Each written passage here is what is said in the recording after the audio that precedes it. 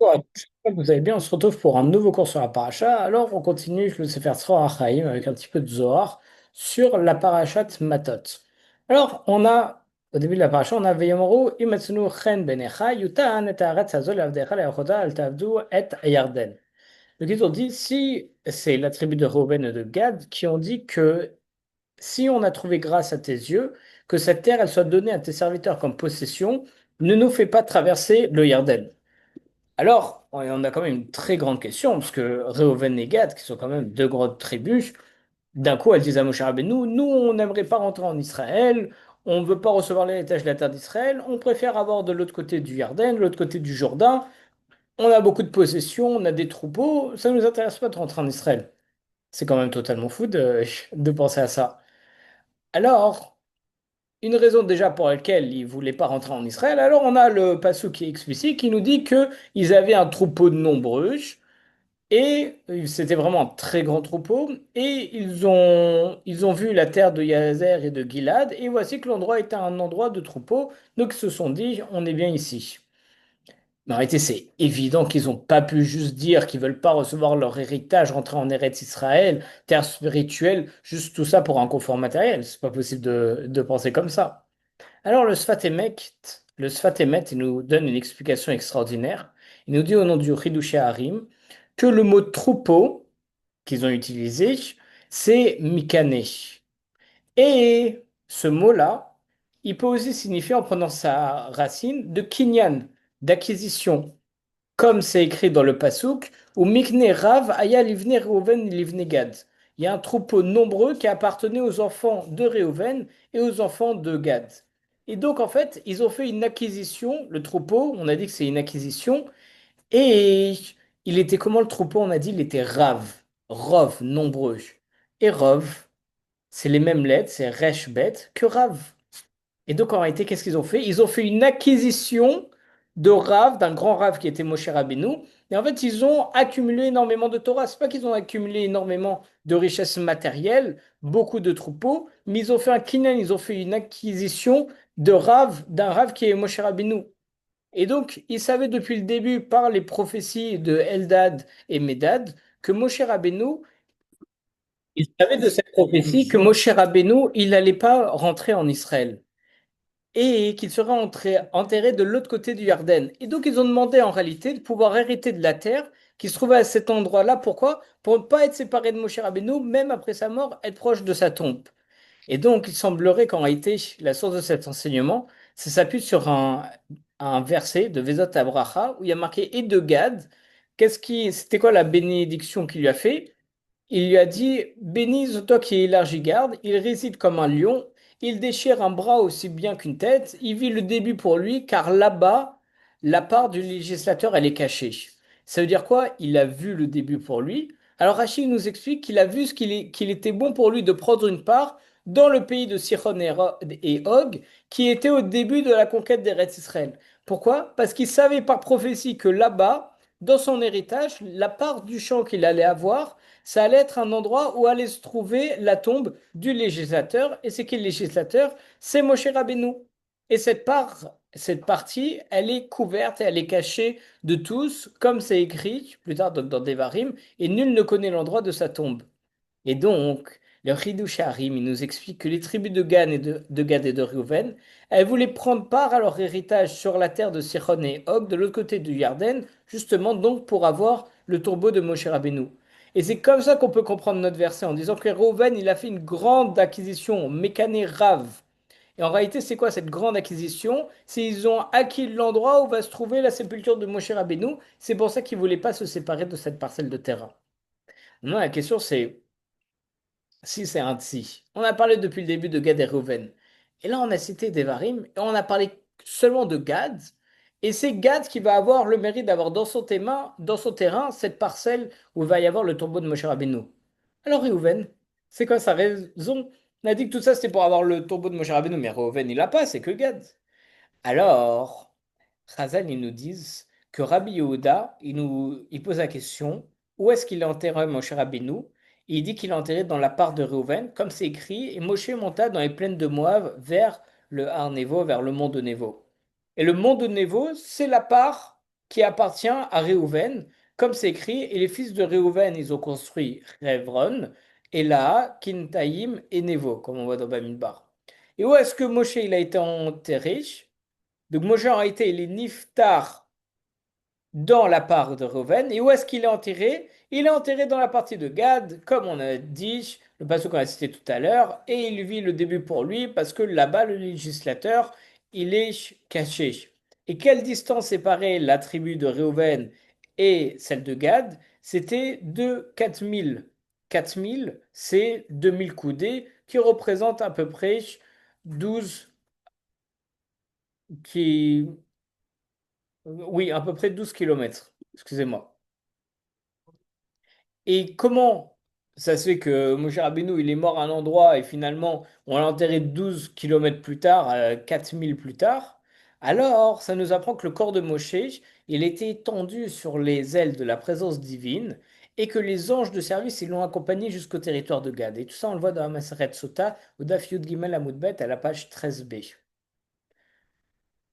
La question, c'est pourquoi est-ce que Akadosh Baruch Hu, il a ordonné à Moshe Rabbeinu de monter sur le Har Nevo qui se trouve chez Réhouven pour y mourir, pour ensuite devoir l'accompagner, même si avec tous les honneurs de la Shrina, la présence divine, les anges, sur une distance de, excusez-moi, c'est 1,2 km.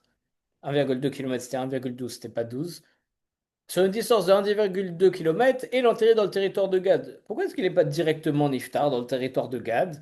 Et comme ça, on peut l'enterrer là-bas, il y a aucun problème. Alors, on peut répondre à ça en disant tout simplement que la tribu de Réhouven, tout comme celle de Gad, les deux, elles voulaient faire la grande acquisition, le Mikané Rav. Et c'est pour ça qu'ils ont demandé un territoire, les deux, ils ont demandé un territoire de l'autre côté du Yarden pour pas se séparer de Moshe Rabbeinu. Et Akadosh Baruch Hu, il a honoré chacun d'eux et il leur a accordé ce qu'ils ont demandé. L'âme de Moshe, elle a quitté dans le territoire de Réhouven et son corps a été déplacé pour avoir la sépulture, c'est Gad. Comme ça, les deux, ils peuvent résider proche de leur maître. Maintenant, si on veut poser la question plus générale, c'est comment ça se fait qu'il n'y a que Reuven et Gad, Bnei Reuven et Bnei Gad, qui ont eu envie comme ça d'être attachés à Moshe Rabbeinu? Qu'est-ce qu'il en est des autres tribus? Pourquoi est-ce que toutes les autres tribus, qu'est-ce qu'elles n'étaient pas attachées à Moshe Rabbeinu? Elles voulaient pas aussi avoir une part proche du Larden pour être proche de Moshe Rabbeinu? C'est quoi cette histoire?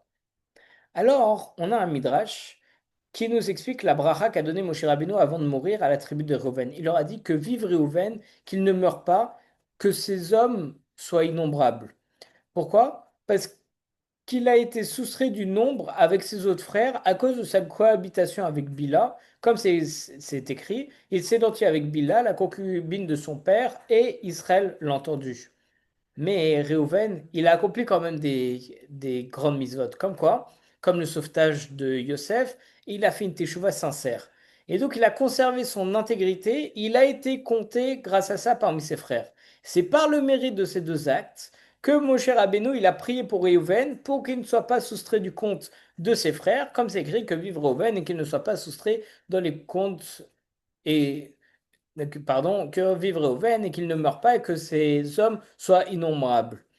Et donc que vive Réhouven, par quel mérite il va vivre? Parce il a sauvé la vie de Yosef et qu'il ne meurt pas à cause de son acte avec Bilha. Et comme il s'est repenti, alors c'est écrit que ces hommes soient innombrables. C'est-à-dire que sa descendance, elle fait partie des autres tribus en tout point. Et d'ailleurs, on voit dans la Gemara qu'au moment de la nomination de Reuven, à sa naissance, Léa, sa mère, elle a déclaré Béroa HaKodesh avec un esprit divin. Elle a dit Réou, voyez, Ben. C'est pour ça qu'on l'appelle Reuven, c'est Réou Ben. Voyez la différence entre mon fils Ben. Et en réalité, il disait ça parce que voyez la différence entre mon fils et le fils de mon beau-père Esav. Parce que bien que Esav, il ait vendu de son plein gré le droit d'aînesse à son frère Yaakov, alors le fils de mon beau-père, il a gardé de la haine envers Yaakov, il voulait quand même le tuer. Esav, il voulait quand même tuer Yaakov. Mais mon fils Réhouven, il n'a pas vendu son droit d'aînesse à Yosef, et pourtant, non seulement il n'a pas contesté, mais en plus de ça, il a même voulu sauver Yosef, et il a voulu sauver Yosef du puits. Et en effet, une des questions pour que excusez-moi, une des conditions pour que la teshuva elle soit pleinement agréée par le ciel, c'est que le pécheur, il doit accepter sa punition avec amour, et c'est ce qu'a fait Réhouven en acceptant la décision de Yaakov de lui retirer son droit d'aînesse. Et il a ressenti aucune haine envers Youssef, qui a pris son droit d'aînesse, mais bien au contraire, il a même voulu le sauver du puits. Ça veut dire non seulement il n'a pas eu d'aide envers lui, mais il aurait pu être comme tous ses frères en disant bon, on l'a jeté dans le puits, voilà, c'est mieux comme ça. Mais non. Et lui, c'était vraiment quelqu'un qui avait de quoi en vouloir à Yosef, parce qu'il lui a pris son droit d'aînesse, et il l'a sauvé du puits. Contrairement à Esav, qui a donné de son plein gré le droit d'aînesse. Et là, Reuven n'a pas donné de son plein gré, c'est son père qui a transféré le droit d'aînesse. Et Esav, il a voulu tuer son frère, et lui, non seulement il voulait pas le tuer, mais en plus il voulait le sauver. Et donc, Moshe Rabbeinu, par sa prière, il a parajavé la réparation de la tribu de Réhouven pour que ses membres ils puissent pour l'éternité faire partie des enfants du compte des béné Israël. Et c'est pourquoi il y a un lien particulier entre les enfants de la tribu de Réhouven et Moshe Rabbeinu, au point où ils peuvent se dire on veut renoncer à la terre d'Israël parce que c'est grâce à Moshe Rabbeinu, grâce à sa bracha, que on est tous vivants aujourd'hui. Et la question, c'est pourquoi est-ce que Moshe Rabbeinu, il a dû parachaver la teshuva, la réparation de Reuven? Pourquoi est-ce qu'il avait besoin de faire ça? Alors, on voit dans le Midrash qu'Akadosh Baruch Hu, il a fait l'éloge de Moshe en lui disant que puisque tu as sorti 60 myriades du peuple d'Israël qui étaient tous enterrés dans le désert, comment pourrais-tu entrer en Israël avec une autre génération? Donc, à présent, tu vas partager la souffrance avec cette génération du désert et à l'avenir, tu viendras avec eux. Il y a un autre midrash encore à côté qui corrobore l'enseignement qui dit que puisque Moshe Rabbeinu il a accepté de mourir, alors Kadosh Baruch Hu, il a commencé à le consoler en lui disant par ta vie dans ce monde ici-bas tu as conduit mes enfants, sache qu'à l'avenir c'est par ton intermédiaire que je vais les diriger. Et le Ohr HaChaim HaKadosh, il explique au nom du Zohar HaKadosh qu'à l'avenir Moshe Rabbeinu sera le Mashiach parce que celui qui a délivré nos pères sera celui qui pourra nous délivrer, qui nous délivrera comme c'est écrit Mashéaya ou Sheye. Et ça veut dire ce qui a été, c'est ce qui sera, c'est dans Kohelet. Et on constate que Mashéaya ou, les trois premières lettres, ça forme quel mot? Moïse. Même Shin Hei. Et bien que le Mashiach sera un descendant du roi David ou David Améler lui-même, c'est pas en contradiction avec notre enseignement, parce que la Neshama du Mashiach, ça inclura les deux Neshamot, celle de Moshe et celle de David Améler. Et Nagmara, dans Sanhedrin, au Daf Sadik Zayin Amud Aleph, rapporte un enseignement au nom de Rabbi Eliezer qui nous dit que si Israël il se repentit, il sera délivré. Mais s'il ne se repentit pas, Chas v'Shalom, il ne sera pas délivré.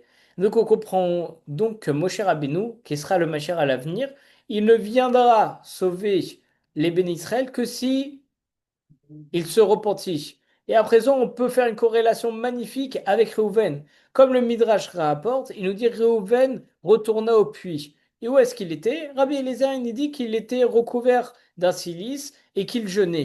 Et Akadosh Baruch Hu, il lui a dit, jamais un homme n'avait accompli une faute et s'était repenti totalement jusqu'à aujourd'hui. Et toi, tu es le premier à avoir fait une teshuva authentique et complète.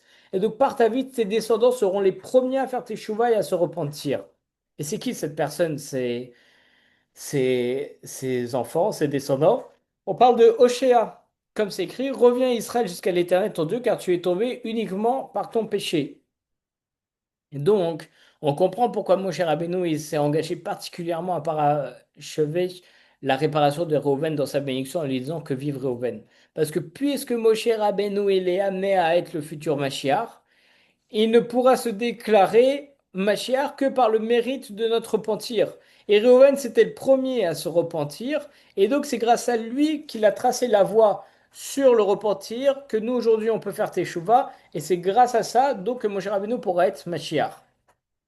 Donc maintenant, la deuxième partie de notre question, c'est donc on a expliqué pourquoi est-ce que Réhouven, Mamash, il a un lien particulier avec Moshe Rabbeinu. La question maintenant, c'est pourquoi est-ce que Gad, il a un lien particulier avec Moshe Rabbeinu. Alors, comme on a fait avant, on voit un midrash où lorsque Léa, elle a enfanté Gad, elle a dit, le Mazal est venu dans ma maison, est venu celui qui va déraciner l'astrologie des nations à venir. De qui s'agit-il? C'est Eliaou. Et de quelle tribu Eliaou Hanavi il fait partie? Rabbi Nehorai, il nous enseigne qu'il provient de la tribu de Gad. Donc, ça c'est le Midrash qui nous dit. Excusez-moi. Donc Gad, il a été nommé d'après le nom d'Eliaou Hanavi, qui à l'avenir, c'est Eliaou Hanavi qui viendra faire effondrer les nations. Et en effet, le prophète Malachi, il nous explique que, et voici, je vous envoie Eliaou Hanavi, avant que ne vienne le jour de l'Éternel grand et redoutable, il ramènera le cœur des pères vers leurs fils et le cœur des enfants vers leur peur. Et de là, on peut voir que Eliyahu Hanavi il va ramener à l'avenir les béné Israël à faire Teshuvah, ce qui va permettre la venue de Moshe Rabbeinu en tant que Mashiach, qui va délivrer Israël en apportant avec lui la génération du désert. Et donc on comprend aussi maintenant le lien extraordinaire qui lie les descendants de Réhouven, les descendants de Gad et les descendants de Moshe Rabbeinu. Parce que Réhouven, c'est le premier à avoir fait une teshuva authentique. Il a tracé la voie à toutes les yeshuvas à venir. De Gad va venir Eliyahu Hanavi qui va annoncer la venue du Mashiach. Et par ce mérite, ils vont être les premiers à avoir la résurrection de Moshe Rabbeinu qui va pouvoir annoncer la Géoula Mashiach Bekarov Bimera Beyamenu. Amen. En espérant qu'avec ça, qu'on comprenne qu'avec le mérite de la teshuva, avec le mérite de nos ancêtres, qu'on ait le mérite de vite avoir le Mashiach, avant Tisha B'Av, avant tout, même Arshav, au plus tôt, comme ça, on peut avoir le Mashiach, Moshe Rabbeinu qui reviendrait, et Bezrat Hashem retrouver la Shrina. Shabbat Shalom à tous.